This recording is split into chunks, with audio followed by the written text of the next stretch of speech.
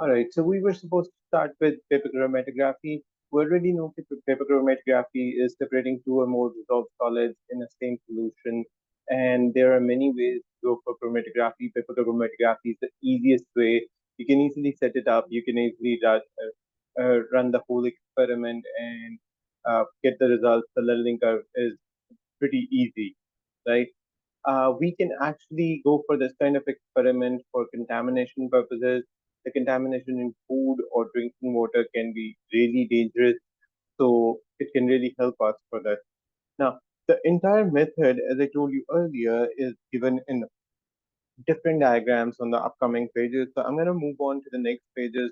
You would see how the stages go for this reaction really, and what do we get at the end in terms of the chromatogram, or what are the steps of the process, because the process can be carried out in different ways.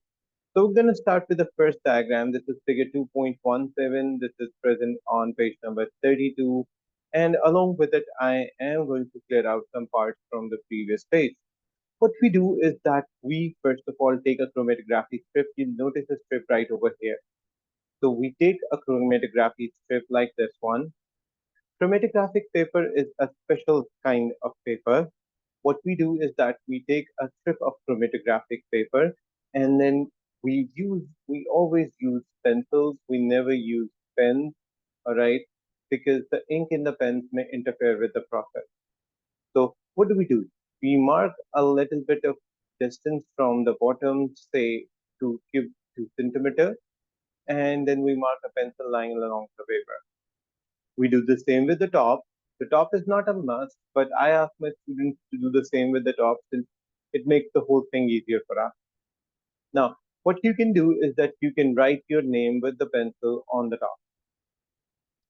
What then you need to do is to put a spot, and really, let me tell you that we most of the time begin with separating off mixture of dyes, maybe ink.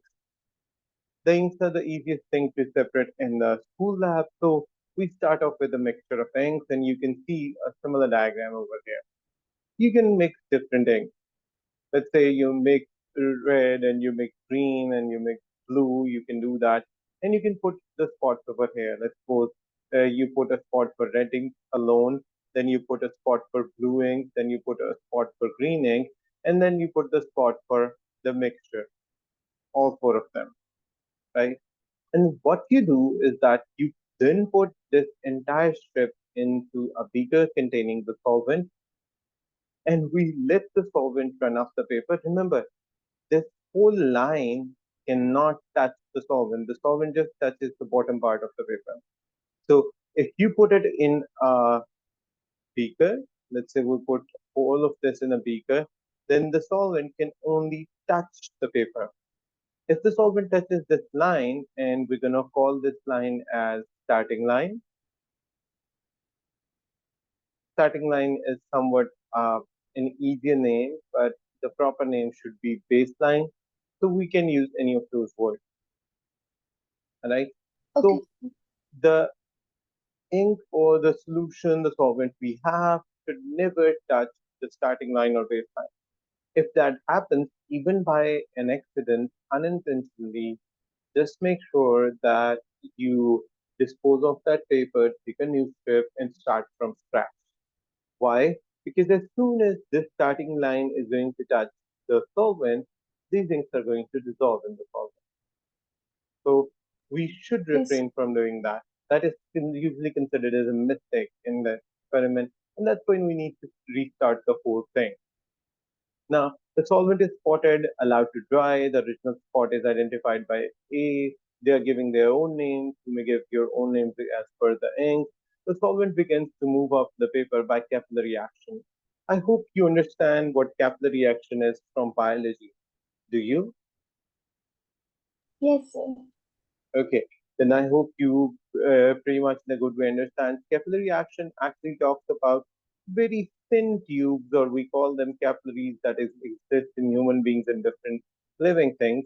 And any solvent, especially water, can rise up against the level of against the action of gravity all the way up. So the same thing happens in that Yes. chromatographic paper. And when it run along, it takes the ink with them. You can see in this result, it is taking the blue ink with it, it's taking the purple ink with it, the yellow ink, the green ink. You can see different results, right? You can easily perform the same experiment at home with water as a solvent and tissue paper and some ink placed on a drop of ink, maybe a teeny tiny drop of ink on the tissue paper, and then you'll see water moving up the paper and actually taking the ink along with it. So even if you are going for an exemption, even if you can't go to lab, this can be easily performed at home. This would give you an idea how it goes up the paper. Though chromatographic paper and tissue paper are two very different things, but yeah, you'll get the idea. So the solvent moves up the paper, taking different components along at different rates. Now, this would give you a very good idea that the components do not travel at the same rate. So some components stop a little earlier, some components stop in the center, some components tend to go all the way to the top. So you never know which component is going to stop where. So what we do is that we experiment to learn the same thing or to compare it with the data we have on hand. All right. So the stage three separation of vector, when it is complete, the different components string out along the paper like runners in a race. Just like this one, as you can see, we say that the experiment up to this part is complete. Now, what we need to do and why we need to do it, there are a few things we need to learn. So I'm going to go back to the original paper and I'm actually going to go through all the lines we have for this experiment since this is a pretty important one at that. Okay, so let's go back on the previous page. I'm going to line by line making sure you understand every step of it. A drop of concentrated solution is usually placed in the pencil line near the bottom edge of the strip of chromatographic paper. As I just explained, the paper is then dipped at the solvent. Level of the solvent must start below the sample or the starting line. We call it baseline. Now, many different solvents are used in chromatography. Water can be used, if not water, organic solvents, carbon containing solvents, for example, alcohols such as ethanol or ethanoic acid or propanone are pretty common. Organic solvents are useful, they can dissolve many organic substances, which are, on the other hand, insoluble in water, right? So, when an organic solvent is used, the process is carried out in a tank, and we actually put a lid on top to stop the solvent evaporating. Because in that case, the solvent may evaporate really quickly, and instead of completing the process, we might be fall short on the amount of the solvent. So when that happens, we don't go by this way in an open beaker or open container. What we then tend to do is that we take a proper container, we hang it up, and then we put a lid on top of that container. All right. Those Yes, sir. containers are usually known as chromatographic tanks. The substance is separate according to their solubility.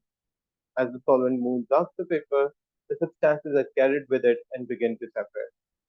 The substance that is most soluble moves fastest up the paper, insoluble would stay at origin, and the run is stopped just before the front reaches the top of the paper. And then we have a way of finding out how different things are moving. We call that RF value or retention factor, which has a specific formula. Now, these things can be a little tricky when it comes to the book. So what I tend to do is that I explain all of this on a whiteboard. So what I'm going to do is that I'm going to stop sharing the book and we're going to do it on the whiteboard. Okay, sir. You do let me know what you can see at the whiteboard. I have many different pages. So what I really want is for you to see the right page. Sir, I can see the heating curve of our substance. You can see what? The heating curve for substance X. Okay. So let me Yes, and close I the can see the option as well. option of changing the page. No, now I cannot see it. Yes, I now I can. I accidentally closed it. I was thinking you might not be able to see it. So yeah, okay. I can I, see the option of the annotation. I mean, I can like draw on the whiteboard and I can see that option. okay.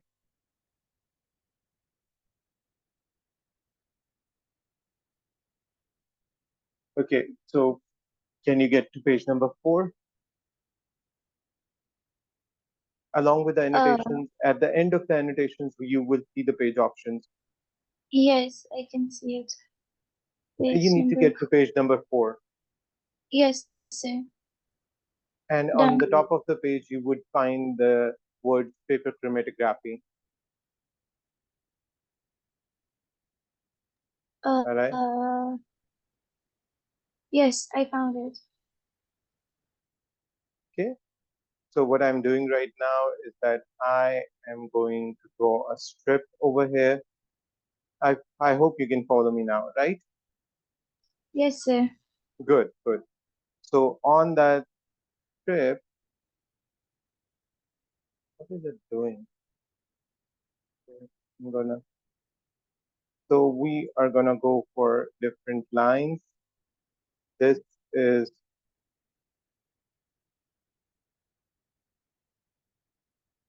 okay, this is commonly known as, understand what this is doing.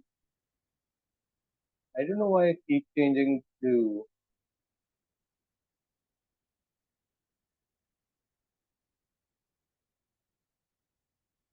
okay, just a second.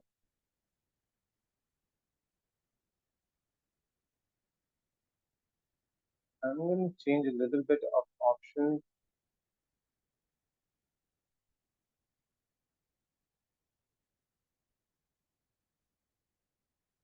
Okay, I see you as the,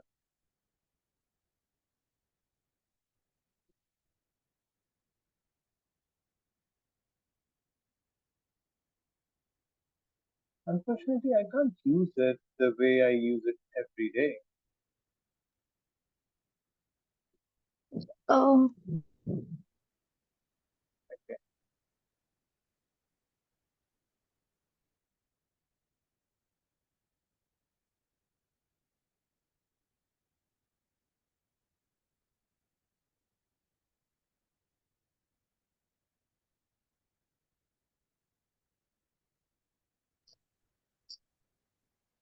sir, should I move to page number 4? yes, yes, go ahead. Okay, done.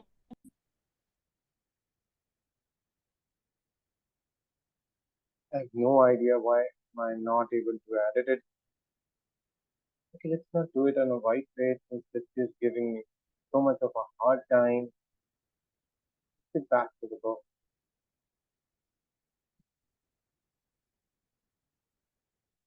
Okay, let me find some empty space on the book. Just a minute.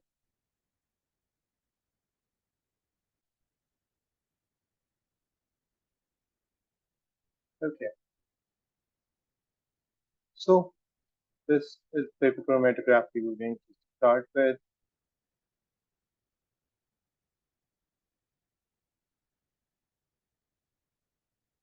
I guess this is much better sometimes than the Zoom whiteboard. Easier Yeah. to see and read, right? So we take a paper strip. My paper strip is poorly managed. Let's,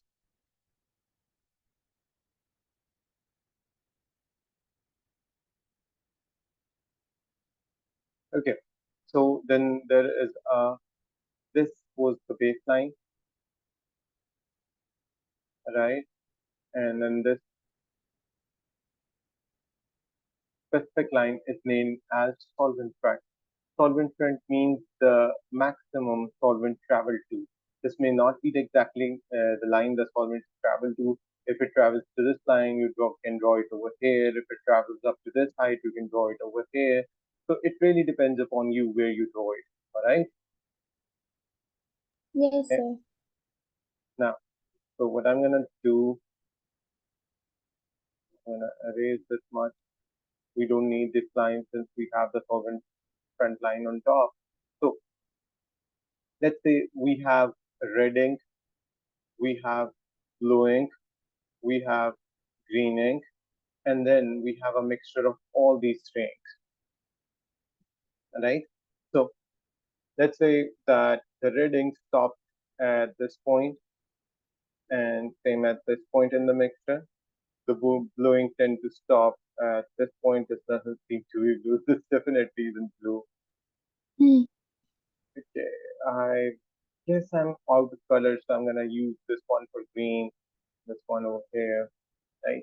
So these are the colors that we get at the end of the whole experiment. We take the strip out of the solvent, and what we do is that we start working on a strip. Remember, we only use a pencil and we use a scale. That's about it. That's why it's so easier for students to perform the whole experiment. You need a simple solvent. The solvent can be water, and then you need something like a beaker. You need a paper strip. You need a pencil. You need a scale, and that's about it. The learning curve is also pretty easy.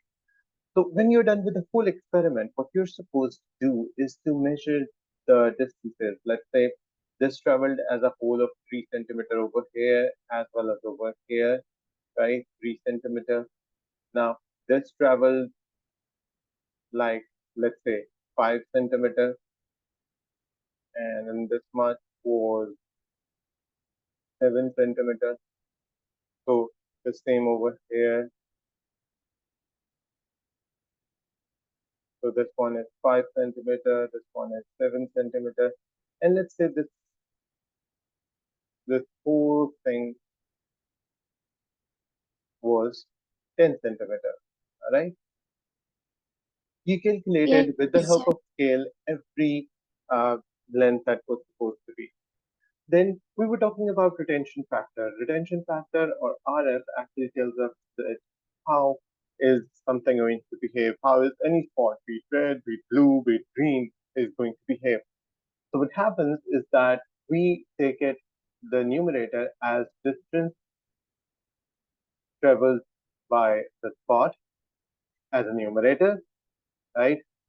So we need to separate it correctly. If I use the word spot, that means I will have to calculate for separately for red or for blue or for green. And then we actually write the distance traveled by. We can use the word solvent or we can use the word solvent front. So both means the same thing, the distance traveled by the solvent. All right. So we commonly go with the term solvent front. So what do we need to do? The RF value for red first of all. How are you going to quote it? So what's the distance red traveled?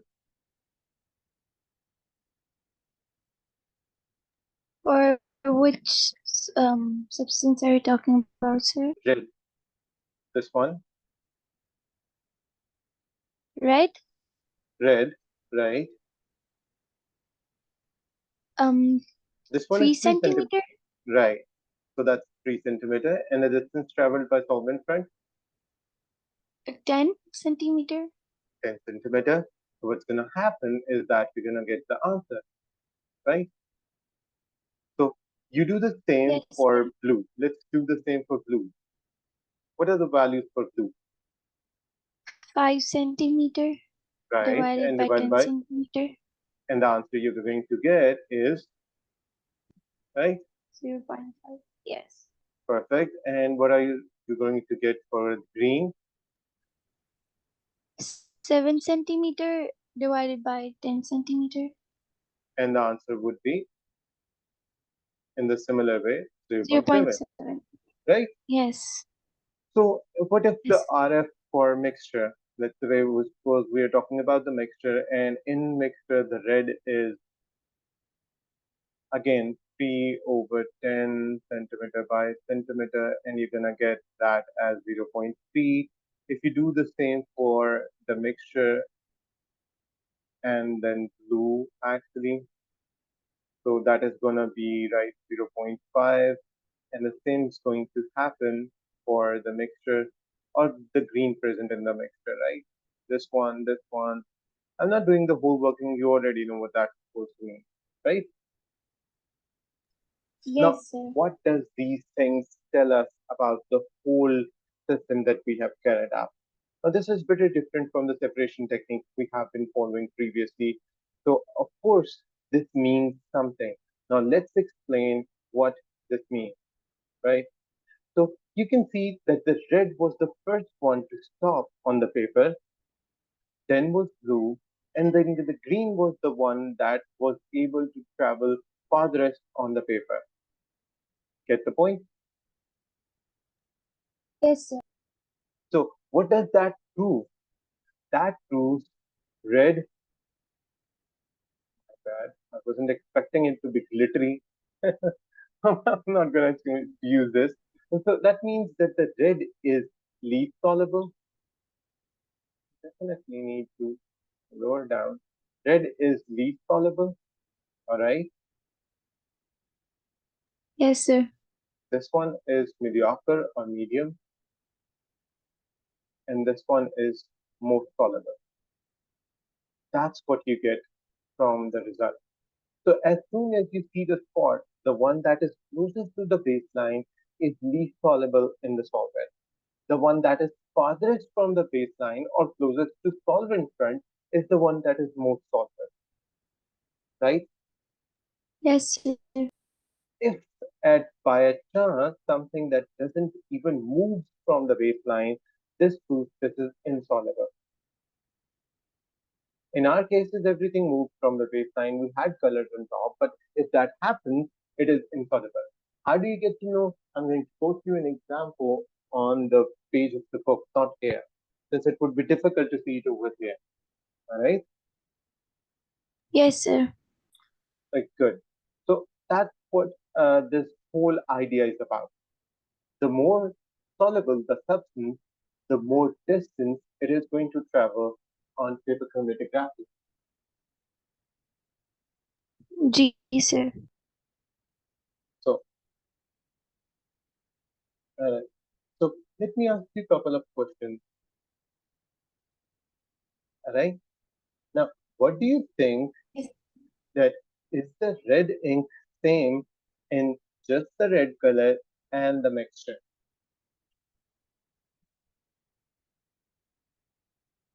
Do you think that red ink is the same? Yes or no?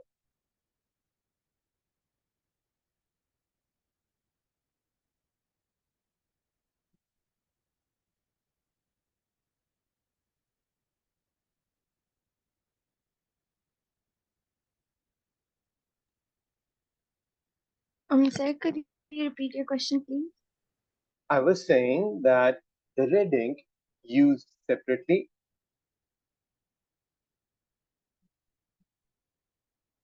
the red ink used separately, and the red ink that is used in the mixture, are those inks the same? Yes, And how do you think that is true? Well, first, your answer is correct, but how do you think that's true? because they have traveled the same distance. Perfect. They have traveled the same distance. We have the same spots over here. We have the same RF values under the same judgment. They're using the same solvent, keeping them on in the whole same pattern, right? So this Yes, goes actually true for both blue in the mixture in the separate one and green in the mixture in the separate one. Let's say the mixture had one more spot on top. What does that mean? This means that mixture contains one more ink that we didn't perform over here as individual ink because we can't see a same spot as the one present in the mixture. For all the rest of them, you'll see a red one over here, you see the blue one on the same line, you'll see the green ones on the same line, but you don't see this one on top, right?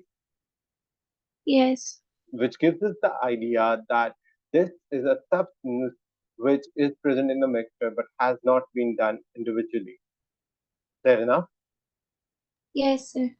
Now, Sir, yeah, go ahead. I have a question that will they give us the distances for each substance, or will we have to calculate it?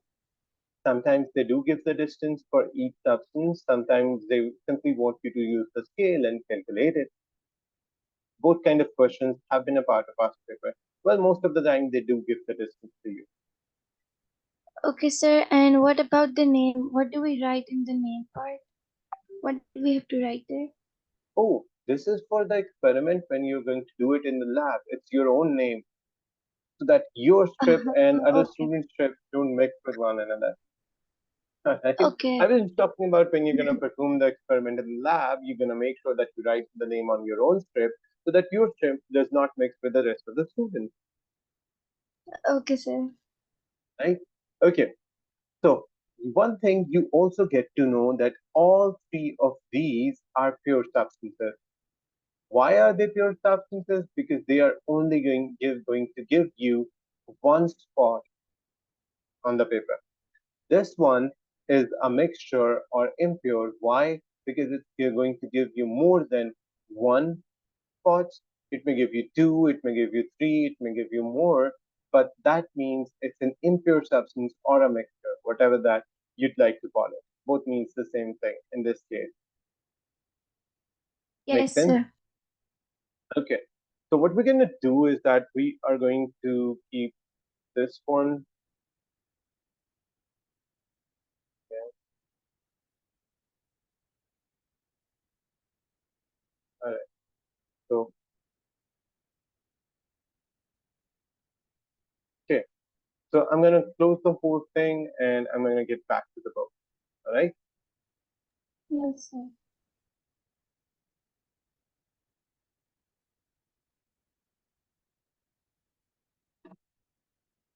So we're going to practice a little bit on this diagram, figure 2.17, a paper chromatogram. When you're done with the whole thing, then what you see in front of yourself is chromatogram, right?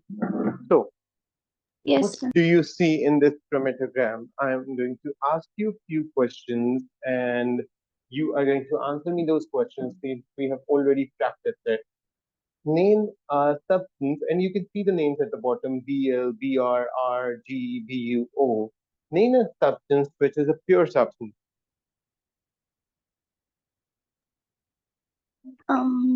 Pure substance. It is O Remember, and R. very good. Now, let's name me a substance which leaves you with two different colors. Just one substance.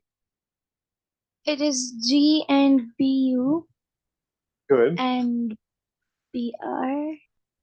Okay. Name me a color along with the name of the substances that is common in more than one substance. Yellow. Also, name me the substances. BRGO and R and BL as well. There's a little bit of yellow in the starting. No, they should be on the same height. Oh, BR and O. B, R, and O. Somewhat G, but not the other name. Okay, right.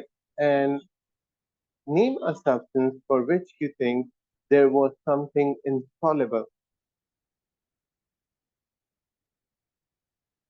Um, Now, in order to find these, take a look at these. You'd notice BR. this dissolve, this dissolve, this dissolve, this dissolve. This is something that is still stuck on the paper with too dark of a color. So yeah, there is some substance or maybe more than one substance that were insoluble. And in that case, what are you going to do? You're going to repeat the whole thing with a different solvent. Make sense?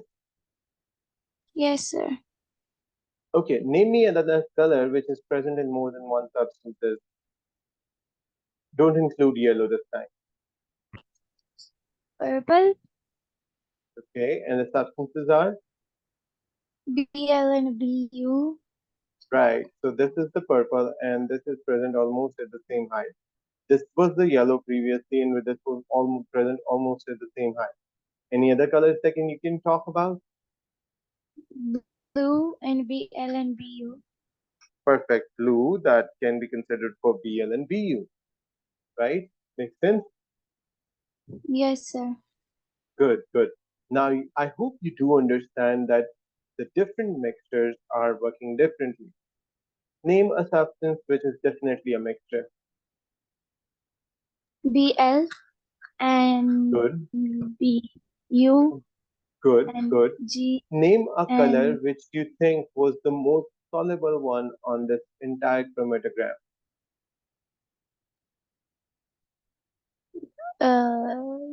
yellow. Most soluble means it travels farthest up the paper. uh, Purple. Uh, I think you can come up with a better answer than yellow and purple. um, Okay, this one over here is yellow. This one over here is purple. Don't you think there is something higher than purple? Orange. Orange, gray. And what do you think is the least soluble substance or color? Black. No, blue. This is Blue. not the least soluble. This is insoluble. There is a difference. This one is insoluble, right? You need to understand it. And this one is least soluble, right? Okay, sir. And definitely yellow and purple are not the most soluble ones. That is orange, most soluble. I hope now you understand the whole thing, right? Yes, sir. It's So the clear. color thing is pretty easy. Calculating their RF values is also easy. Now we are supposed to tell you a few things that you need to know. First thing first about the RF value, which might not be written over here, but you need to understand. Number one, so be ready with a pencil since you're going to write that on your book too. RF value has no unit. I hope you understand from the whiteboard we just used that I kept cutting or cancelling out the units in numerator and the denominator. So, for example, the distance moved by the substance or spot was calculated in centimeter, and so was the solvent front. So, definitely we can cancel these values out, and RF value simply will wind up as a number having no units. I hope this makes sense to you, right? Yes, sir. Number two, RF value is usually between 0 and 1, right? For example, Yes, if you sir. remember, the answers were 0. 0.3, 0. 0.5, 0. 0.7.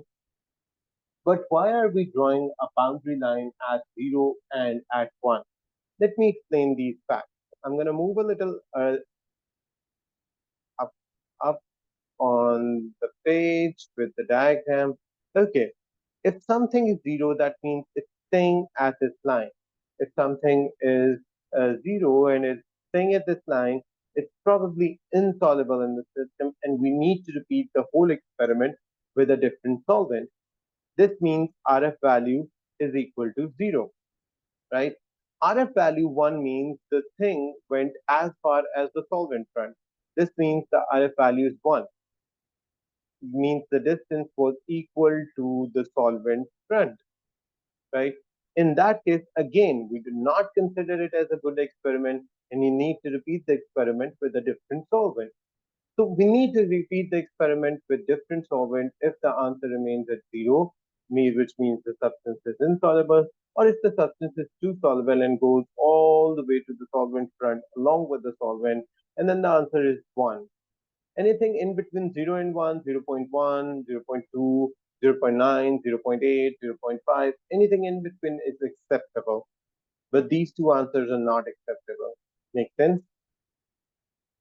Yes, sir. Good. So I hope you have Sir, written both the points. yes. But I had a question that on both of these, on the baseline and on the solvent front, we have to use a new solvent, right? We have to If repeat the entire experiment, same spots, but with a new solvent. okay, sir. And one more thing, the R value should be in decimal, not in the fraction. Yeah, it can be the fraction, it doesn't matter. It's just a mathematical way of writing. You can write it in fraction, you can write it in decimal. You may be able to Okay, write 2 over sir. 10, you may be writing it as 0.2. Both are acceptable answers. Okay, sir. Actually, this Thank fraction you. lies exactly in between 0 and 1, just like this decimal number do. So this Yeah. statement is still true, whether you show it in the form of fractions or whether you show it in the form of decimal numbers. Make sense? Yes, sir. Thank you. Great. Okay, so moving on. Originally, paper chromatography was used to separate solutions of colored substances. Colored substances was seen on moving up the paper. However, the usefulness of chromatography has greatly increased by use of placating agents. This means this method can also be used for separating substances which are not colored, colorless substances. For example, I hope you remember we were talking about sugar, we were talking about salt, we were talking about separating them when they're mixed in water. Now, both sugar and salt are colorless substances. What if you're running this experiment with sugar or salt? You won't be able to see any colors. Then, what do? We use locating agents. What are locating agents? Locating agents are simple chemicals which actually convert colorless spots into colorful spots, right? They convert them into colored spots. How do we use them? That is actually shown on the next page. So let's clear everything up. Let's go to the next page. Okay. On the next page, you see the whole thing. Now, you prepared a chromatography paper, you applied the spots on them, you drew the pencil line, you took a lid and the cover and the whole thing. You had the solvent ready, you boiled up the paper in it, you put the paper, you ran the chromatogram, and then afterwards you ended up with some colorless spots. Now, what you can do, you can treat it with a locating agent. You can see the technique over here. We have a shallow dish, we filled it up with a locating agent, and we actually dipped the paper. So actually something you need to note, methods to apply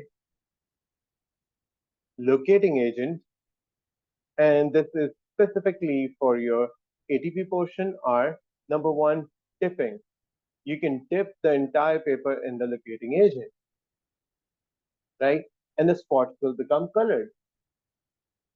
First, you have some colorless spots, and as soon as you dip, there appears some colors, right? The second method is spraying. Spraying is also easy. You hold the paper in front of a spray bottle and you spray it, the whole paper, with the locating agent. There you go. The color will appear in a matter of seconds to minutes, depending upon the locating agent. Make sense? So that's how Yes. we actually apply the locating agent. After you're done applying the locating agent, what you can do is that you can dry the paper. Now, drying can be done by all three ways, as I explained earlier in the separation portion, that you can may dry it under the fan, you can dry it under the sun, you may dry it in an oven. So it's entirely up to you which method you're going to dry it with.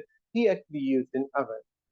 Now, after all of this, you have a developed chromatogram on which you can actually mark the lines, you can calculate the RF values, and then you can discuss from those RF values about the different properties of the substance. Or you may also identify the substance. So I'm going to get back Okay, to the sir. previous page and we're going to continue with the same thing. Okay. So the locating agent reacts with the sample and it produces color spots. Chromatography has proved very useful in analysis of biologically important molecules, sugars, amino acids, nucleotide bases. Molecules such as amino acids can be seen even if the paper chromatogram is viewed under ultraviolet light, which means we have an alternate of using agents, locating agents. If you don't want to use any chemical locating agents, you can simply view the chromatogram under ultraviolet light and you would be able to see the colors. but the colors can only be seen under the ultraviolet light on an ultraviolet lamp. As soon as you take it out of the lamp's reach, you won't be able to see the colors in a similar way. So it's colorless out of the reach of the lamp, and right below the lamp you can see the spots as colored. Clear enough? Okay, sir. Now, how are we able to work with the purity and identity of the substances with the help of this simple technique? Now, paper chromatography is one test can be used as a check for purity of the substance. If the substance is pure, it should give only one spot, even when it is run with different solvents, right? This is something we have discussed before. You know, do understand and know that pure substances wind up with just one spot, and the mixtures or impure substances wind up with many spots or many colors. So you already know that, right? Yes, sir. Now, what happens is that what we can easily do, what happens is that what we can easily do is to go with the further checking of the substance. For example, for purity, we can test it for the melting point of the substance or the boiling point. So now, if they have the same RF values and the same melting and boiling point, we can even identify the substance that the unknown substance is same as what we were anticipating it to be, right? Yes. So this process of purification is crucial important. Uh, Not just food and drinking water, even for medicinal drugs or medicine. For example, contaminating substance, even in small amounts, may have harmful side effects. Colored food dyes are added to food, drinks to improve their appearance. The colorings added need to be carefully controlled. For example, in Europe, the permitted colorings are listed as E100 to E80. Different colors, red, yellow, green, blue, many colors include into that. There are many dyes that once added are now banned, right? For example, some at some point the dyes were permitted, but they now cause problems for some people. For example, yellow coloring, which is usually numbered as E102, the chemical name tartrazine, is found in many drinks or a part of sauces or sweets or snacks. To most people, it is harmless, but in some children, it appears to cause hyperactivity or even allergic reactions, for example, asthma. Hyperactivity is a phenomenon that occurs in children, and usually the parents get annoyed at them. Or, for example, at the end of the day, when the parents want the child to go sleep peacefully, and it is actually peaceful both for the child, but more importantly to the parents, the child should start showing the symptom of hyperactivity. He keeps playing and playing and playing, and he does not want to sleep. That is what commonly hyperactivity is known as.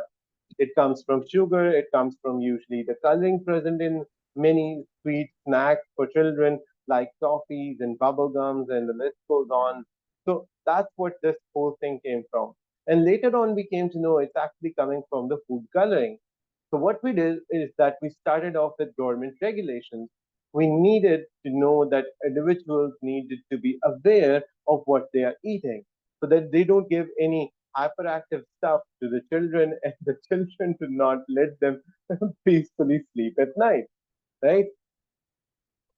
Make sense? Yes.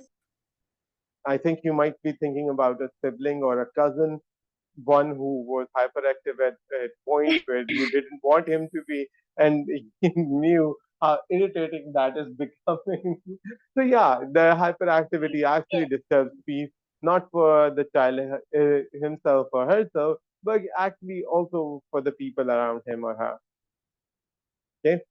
So, there are Yes, a few sir. portions that we are already done with. I don't think we need to go again with the definition of solution or solute or solvent or some definitions such as soluble, insoluble, concentrated, dilute, saturated solutions.